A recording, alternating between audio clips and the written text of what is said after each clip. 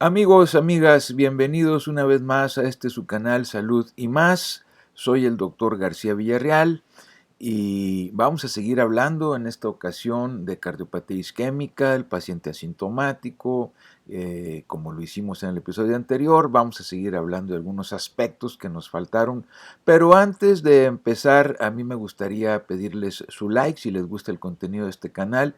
Suscríbanse también al mismo y sean parte de la comunidad Salud y Más. Si le dan like a nuestro canal, esto nos ayuda a que el algoritmo de YouTube haga llegar toda esta información a más y más personas. Y recuerden ustedes que cuando esto sucede, sobre todo cuando es información correcta como la que difundimos en este canal, eso puede salvar vidas, la suya, la mía o la de algún ser conocido. Entonces yo los invito a que compartan el contenido de este canal con sus amigos, familiares, conocidos. Insisto que se suscriban y que activen la campanita de notificaciones para que reciban ustedes las mismas cada vez que subamos nuevo material a este canal y no se pierdan ninguno de nuestros episodios. Pues dicho esto, vamos a empezar con la presentación del día de hoy y vamos a seguir con el paciente asintomático. Sean ustedes bienvenidos. Bueno, pues en el episodio anterior, queridos amigos, vimos cómo se estudia un individuo, un paciente que no sabe habitualmente que tiene enfermedad aterosclerótica y se le hace, claro, una historia clínica como parte del check-up cardiovascular, se identifican factores de riesgo y posteriormente se utilizan calculadoras de riesgo cardiovascular a 10 años. Es decir, estas calculadoras nos dan la probabilidad de que el paciente presente un infarto agudo de miocardio o una embolia cerebral en los próximos 10 años. Nos da una probabilidad porcentual, es decir, en porcentajes, y en base a esto lo que sigue, que ya no alcanzamos a ver y que vamos a ver en esta presentación, es qué hacer con ese porcentaje. Insisto nuevamente porque es sumamente importante recalcar que estas calculadoras están diseñadas para pacientes o individuos que no saben que tienen enfermedad cardiovascular, eh, es decir, pacientes que ya tuvieron un infarto agudo de miocardio previamente, o que se les hizo una angioplastía con stent, o que se hizo un bypass coronario. Bueno, pues esos ya quedan automáticamente excluidos, o aquellos pacientes que tengan dolor, bueno, pues no tiene caso meterlos aquí, porque esos ya son de alto riesgo, y el paciente con dolor, recuerden ustedes que habíamos visto que existe una calculadora específica para el paciente que tiene dolor torácico, porque esto que vimos, esto es para normar un tratamiento fundamentalmente a base de estatinas, ver si se indica un score de calcio, como vamos a ver más adelante, en fin, pero no va a modificar, y esto sí lo quiero señalar, porque si aquí, sí lo pueden meter desde luego un paciente con dolor torácico, les va a dar un riesgo, pero no les va a normar el tratamiento que sigue en base a qué pruebas es la que hay que aplicar. Para eso existe el pretest probability que ya vimos en otro episodio. Entonces, no confundir. Una cosa es el paciente asintomático, que es el que estamos analizando aquí, que no tiene síntomas, que no tiene nada, y otra cosa es el paciente con dolor. Pero el paciente con dolor se va a estudiar con otra calculadora de riesgo. Bueno, ya aclarando eso, entonces vamos a proceder con la siguiente información. Hay varias calculadoras de riesgo que podemos usar para el paciente o para el individuo asintomático que va a un check-up cardiovascular. Básicamente lo podemos resumir así rápidamente, grosso modo, que existen tres principales, diría yo, calculadoras. Una es la Prevent, creo que es la más nueva, patrocinada y respaldada por la American Heart Association. La última versión creo que es del 2024, está perfectamente validada. Esa es una de ellas. La otra es la Atherosclerotic Cardiovascular Disease Risk Estimator Plus, del American College of Cardiology, también bastante acertada, bastante buena. Y finalmente la que más se usa en Europa, que es la Heart Score, que deriva del Score 2 y del Score 2 Older People. y esta está fundamentada en las guías de la European Society of Cardiology. Entonces estas tres son las principales. Yo les recomiendo los riesgos, es decir, los porcentajes para estratificar, pues depende de cada calculadora. En términos generales, como les decía, podemos considerar de menos de 5 como riesgo bajo, de 5 a 19.9 como riesgo intermedio y 20 o más de 20 como riesgo alto. Hay algunas calculadoras ya más rigoristas, ¿verdad?, que nos hablan de que hasta 10%, nada más, ya más de 10% ya es riesgo alto. Hay otras, por ejemplo, que dividen si el paciente tiene menos de 50 años o más de 50 años. Los porcentajes son un poquito diferentes, pero yo diría que en términos generales podemos utilizar ese rango que va desde menos de 5 hasta más de 20. Vamos a ver algunos ejemplos, ya una vez que tenemos etiquetado al paciente con un porcentaje, bueno, ¿qué es lo que sigue? Porque pues esto no nada más es decorativo, como les digo, esto tiene una implicación en cuanto al tratamiento y las recomendaciones que hay que seguir, como vamos a ver. Miren, déjenme ponerle algunos ejemplos. Mire usted, lo que vamos a ver a continuación es cómo se utilizan las puntuaciones o los porcentajes que nos arrojó el score. Como ya dijimos, cada score tiene pues su puntuación, ¿verdad?, sus valores porcentuales. Yo recomiendo que dependiendo del score, bueno, pues revisen ustedes ahí, ¿verdad?, qué es el rango de porcentual que estamos viendo aquí. Pero lo más importante, porque claro, esto en la práctica diaria pues, es un poco más complejo, se consideran más factores. Aquí estamos viendo solamente la utilidad de la calculadora, es decir, nuevamente, la importancia de acudir a un check-up cardiovascular en donde se les va a calcular su riesgo de que tengan enfermedad cardiovascular en los próximos 10 años, entendiendo infarto del miocardio, una stroke, es decir, una embolia cerebral en la próxima década, en base a lo que investiguemos de factores de riesgo y a su estatus personal, ¿verdad? Depende de los valores de laboratorio, en fin, etcétera, etcétera. Entonces, lo más importante es esta comprensión, lo importante que es este cálculo. Aquí vamos a ilustrarlo muy superficialmente, desde luego, pero vean ustedes, lo que sí quiero recalcar es que dependiendo del porcentaje que salga, pues es el riesgo que se le da al paciente. En este caso, por ejemplo, con el score 2, riesgo bajo, es no estatinas. Ahí no damos estatinas. En el riesgo moderado, ya damos estatinas a una intensidad moderada. Eso significa sobre todo la dosis que vamos a manejar. Y, por ejemplo, ya cuando pasamos a un riesgo alto, ahí ya se da estatinas a alta intensidad. Ya estamos hablando de atorvastatina, por ejemplo, 80 miligramos, rosuvastatina 40 miligramos, y se añade ezetimiba bajo ciertas condiciones, bajo ciertas circunstancias. Si sale muy alto el riesgo, entonces ahí ya se va directo uno a la estatina de alta intensidad con la dosis. Además, de inicio se le da ezetimiba como coadyuvante y además se evalúa la posibilidad de agregar aspirina bajo ciertas condiciones y circunstancias, ¿verdad?, que ya serían más específicos. La aspirina no es para todos, como se hacía anteriormente. Ahorita ya es a un sector muy específico por el riesgo de sangrado que esto implica. Entonces, resumiendo, aquí lo que estamos viendo es, dependiendo del porcentaje es el riesgo y dependiendo del riesgo es la indicación para dar o no estatinas, que son las que van dirigidas hacia la estabilización de la placa, recuerden ustedes, aterosclerótica que está en el interior de las arterias coronarias.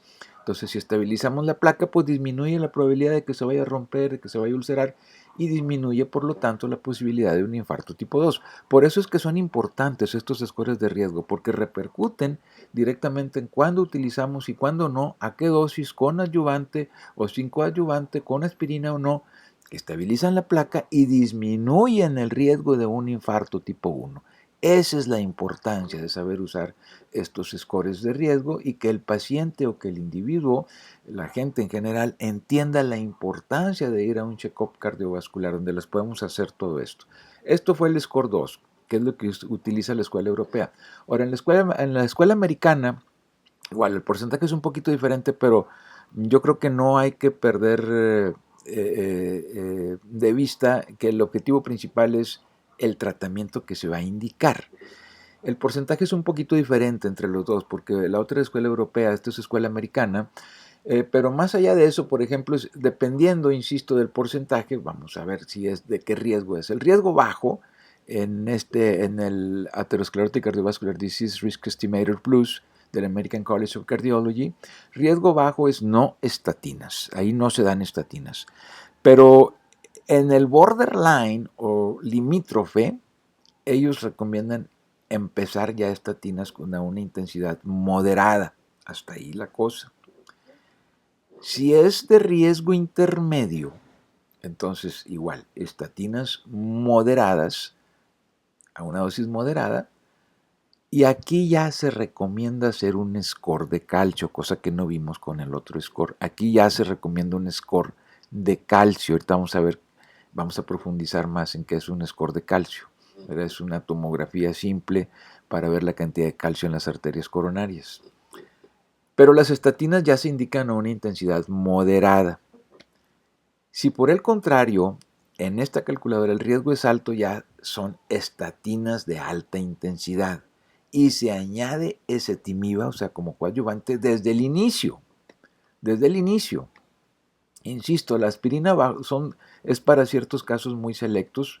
De hecho, hay quien dice, bueno, pues hay que ver si el Prevent, que es otra de las calculadoras que vimos, salen más de 10, bueno, pues ahí sí se da aspirina. En menos de 10 no se recomienda la aspirina. Y si hay dudas, pues se puede utilizar un score para calcular el riesgo de sangrado y dependiendo de eso, pues ya se decide si se le da o no aspirina al paciente. Entonces es importantísimo la decisión de acudir a un check-up cardiovascular si tienen síntomas o no tienen síntomas, sobre todo si no tienen síntomas, yo los invito a que acudan a hacerse un check-up cardiovascular. Las guías clínicas recomiendan de los 40 años en adelante acudir, en el caso de los hombres y 50 en las mujeres, acudir cuando menos una vez al año a hacerse un check-up cardiovascular y ahí el médico les debe de realizar primero pues una historia clínica, ¿verdad? Para saber si tienen factores de riesgo, en fin, etcétera, etcétera.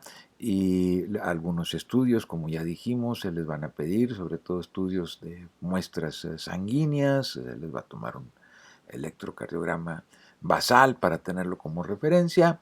Y pues dependiendo de todo esto, esto se va a meter a una calculadora de riesgo, como ya vimos, y dependiendo del resultado que arroje la calculadora de riesgo, pues sabemos o no si se les debe de dar estatinas, que para mí este es el punto clave, es lo más importante en la terapia del paciente con enfermedad cardiovascular, porque esto va dirigido hacia la estabilización de la placa ateromatosa, de la placa aterosclerótica, que finalmente pues es la que da origen al infarto agudo del miocardio de una u otra manera, sea tipo 1, tipo 2, hay una relación directa. Entonces, eso es lo importante, que ustedes entiendan que tenemos herramientas para poder actuar a tiempo. Ahora, mencionamos lo del score de calcio. El score de calcio pues no es para todos, obviamente no se puede usar como una screening poblacional, o sea, no lo podemos aplicar a todas las personas y ver cuántos tienen o no calcio en las arterias coronarias. No es así la cosa. Porque pues el rendimiento es muy bajo y el costo-beneficio pues no sería recomendable. Pero miren, hemos estado hablando de esto del score de calcio, pero déjenme explicarles qué es el score de calcio y cómo se utiliza, dependiendo del puntaje, es lo que va indicando qué es lo que podemos hacer con el determinado paciente. Miren, déjenme mostrarles. Aquí está, grosso modo, desde luego esto está muy simplificado para explicárselo a todos ustedes, pero miren, básicamente cómo se hace un score de calcio, pues es una tomografía simple, sin medio de contraste. Este estudio no es una prueba para identificar anatómicamente si hay una lesión de las arterias coronarias, si es obstructiva o no, etcétera, etcétera. No. Para eso existen otras pruebas que ya los vimos, por ejemplo el angiotac coronario, ¿verdad? O la coronografía invasiva. Bueno, el score de calcio no es para eso. El score de calcio nada más cuantifica la cantidad de calcio que existen en las arterias coronarias y en base a eso, bueno, pues el radiólogo nos da un puntaje que cataloga al paciente en un cierto riesgo y dependiendo de ese riesgo, el impacto que tiene esta terapia, lo importante es que nos va a indicar, por ejemplo, si el paciente es susceptible al tratamiento con estatinas. O sea, volvemos otra vez al punto clave, las estatinas. Pues el score de calcio sirve para reafirmar, o sea, lo que ya habíamos visto allá con los scores de riesgo, con las calculadoras, que ya vimos cómo indican estatinas y la intensidad, etcétera, etcétera. Bueno, pues aquí con el score de calcio se hace más patente, más fuerte todavía esto, porque viene a reforzar, miren, por ejemplo, si el puntaje es 0, pues significa que el paciente pues prácticamente queda descartado de que tenga una enfermedad aterosclerótica de las arterias coronarias y no se indican estatinas, ni mucho menos. Pero cuando es de 1 a 99 el puntaje, de 1 a 99, se considera riesgo alto y entonces aquí ya se considera, probablemente sea recomendable el uso de estatinas, sobre todo si hay factores de riesgo. Pero luego ya entramos en el siguiente puntaje, que es de 100 hasta 399. Ya cae en riesgo moderado. Aquí ya no es se recomienda, se sugiere, es dar estatinas, así, de entrada. Damos estatinas con el puntaje entre 100 y 399. Y además se indica un angiotac coronario, porque lo más probable es que este paciente sí tenga una enfermedad de las arterias coronarias. Entonces se indica una prueba que va dirigida ahora sí a demostrarnos o a desechar la posibilidad de que el paciente tenga una probable lesión en las arterias coronarias. Y se indica el angiotac coronario. Pero si pasa de los 400 puntos, el score de calcio, entonces aquí ya es muy, muy seguro que el paciente tenga una enfermedad de las arterias coronarias. Entonces, si se dan estatinas, es más, hasta se sugiere que vaya con aspirina ya de una vez, porque la posibilidad es altísima de que tenga una enfermedad de las arterias coronarias. Y entonces ya no se va con angiotac, ahora se va a pruebas funcionales, a las pruebas de estrés que habíamos visto, a las pruebas que pueden ser farmacológicas o simplemente de estrés, que básicamente, pues recuerden ustedes que sería el ecoestrés con dobutamina o el SPECT o el PECT o la resonancia magnética nuclear. Entonces, así es como funciona el score de calcio. O sea, viene a reafirmar lo que ya habíamos visto con las calculadoras de riesgo, sobre todo enfocados a las estatinas, que vuelvo a insistir, esta es para mí la parte más fina de toda la terapia en estos pacientes, porque las estatinas van dirigidas hacia la estabilización de la placa aterosclerótica y si la placa está estable, pues definitivamente disminuye la posibilidad de un infarto agudo del miocardio tipo 1. Y desde luego que en casos muy seleccionados, no quisiera yo entrar en precisiones específicas, pero en casos donde no se puede bajar el colesterol de baja densidad y es necesario porque son de muy, muy alto riesgo. Ejemplo, el paciente que ya está operado de bypass aortocoronario y que tiene hipercolesterolemia familiar, por ejemplo, bueno, pues en esos casos está indicado el uso de los inhibidores de la PCSK9, que es un tratamiento específico, es muy caro desde luego, no está accesible para todos los pacientes y se recomienda, como les digo, en casos muy, muy selectos, pero es importante mencionarlos para que lo tengan en mente que es una posibilidad de tratamiento. Insisto, la principal terapia aquí es la estabilización de la placa a base de las estatinas que comúnmente utilizamos. Como hemos visto, pues lo más importante es considerar la terapia específica para cada tipo para cada paciente según el puntaje que tengamos con las calculadoras de riesgo cardiovascular, así como también con el score de calcio cuando está indicado. Y bueno, una vez que tenemos esto, pues ya armamos un tratamiento para el paciente específico. Ahora, es muy importante tener en mente que ninguna de estas terapias que hemos mencionado aquí, ni siquiera las estatinas, sustituyen a la atención de el riesgo cardiovascular, es decir, las medidas que tenemos que tomar para evitar estos riesgos cardiovasculares, por ejemplo, el dejar de fumar, un adecuado control de la hipertensión, de la presión arterial, un adecuado control de la glicemia, llevar un estilo de vida saludable, hacer ejercicio regularmente, comer sanamente, pues controlar o evitar hasta donde se pueda el estrés, entre otros. Y es así, amigos nuestros, como llegamos al final de este episodio. En resumen, pues ya vimos cómo se trata un paciente asintomático, básicamente con scores de riesgo cardiovascular, su proyección a 10 años, y dependiendo de ese porcentaje, pues es el tratamiento a base de estatinas que indicamos, y si es necesario algún coadyuvante como la ezetimiba, en algunos casos antiagregantes plaquetarios, ya sea con aspirina o con clopidogrel. Y si se necesita un score de calcio, pues también lo incluimos ahí en la determinación del riesgo cardiovascular de este paciente, pero sobre todo, vuelvo a hacer énfasis en las medidas preventivas para controlar los factores de riesgo. Ahora, ¿cuáles son estos factores de riesgo que hemos estado mencionando una y otra vez en toda esta serie de episodios y que nos pueden llevar a una enfermedad de las arterias coronarias? Bueno, pues eso lo veremos en el siguiente episodio. ¿Cuáles son? ¿Cómo influyen? ¿Qué tanto influyen? Y sobre todo, cuando se mezclan, y créanme lo que en México eso es bastante frecuente, que se mezcle un factor con otro y con otro, y tiene efecto sumatorio, lo cual aumenta cada vez más la posibilidad de que el individuo o el paciente desarrolle una enfermedad aterosclerótica de las arterias coronarias y aumente la posibilidad de que tenga un infarto agudo del miocardio.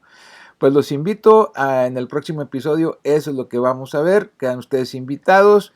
Yo soy el doctor García Villarreal, les agradezco el favor de su atención y recuerden que si les gustó el contenido de este canal, de esta presentación, denle like, suscríbanse a la comunidad, a este canal Salud y Más, y comparten el contenido de este canal con amigos, familiares, conocidos. Recuerden ustedes que la información correcta, como la que proporcionamos en este canal, puede ayudar a salvar vidas, la suya, la mía o de algún ser cercano a nosotros. El lema de este canal es aprendamos juntos y difundamos el conocimiento.